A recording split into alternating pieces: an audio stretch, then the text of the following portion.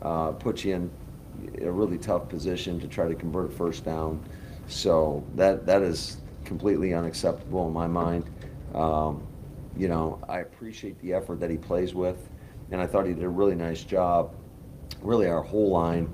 There were some scrums in the run game where you could see our line trying to push the pile, and I think we did on one of the touchdown runs by Amar. So I love the effort. It's just you got to be smart in those situations. I didn't get a great look at it, so I'm not quite sure what happened, but yeah, we got to clean that up.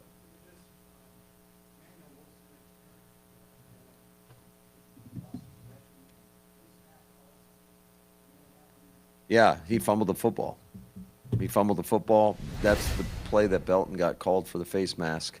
So you got a double whammy because not only do they gain possession of the ball, but then they got I want to say they tacked on the yardage on that.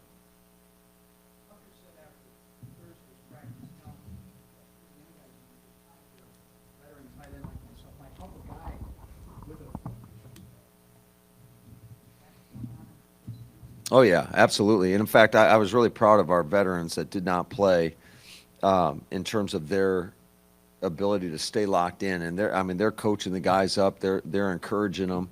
Told them at halftime, it's hard to bring that energy when you're not making plays. I said, but you got to bring some level of encouragement for the guys that are out there. And I thought they were dialed in for 4 quarters and did a nice job with that.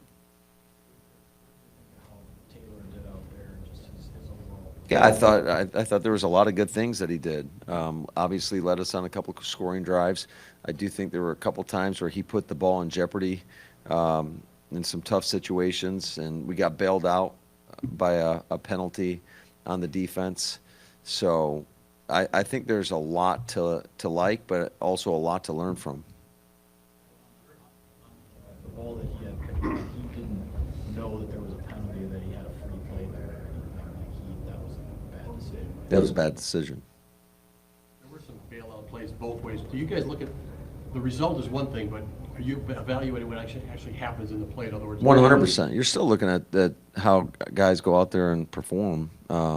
Like Malik hit Scud on a go ball, and it got called back for a holding penalty because we couldn't pick up a twist game, and so that's pretty deflating. But I mean, you're still evaluating the players on every individual play for their respective positions, despite the fact that it might have gotten negated. So following that, to win the game, does a win matter? Is there value in winning today? I mean, why else do you play? I think there's value every time you go out and compete. You're always striving to win.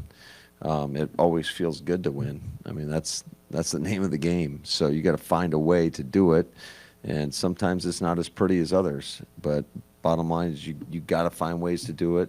I thought it was really cool to watch our offense take about a 5-minute drive, getting Sean Clifford in there for the first time, and he leads them on a touchdown drive. And there was a lot of good things that happened within that drive.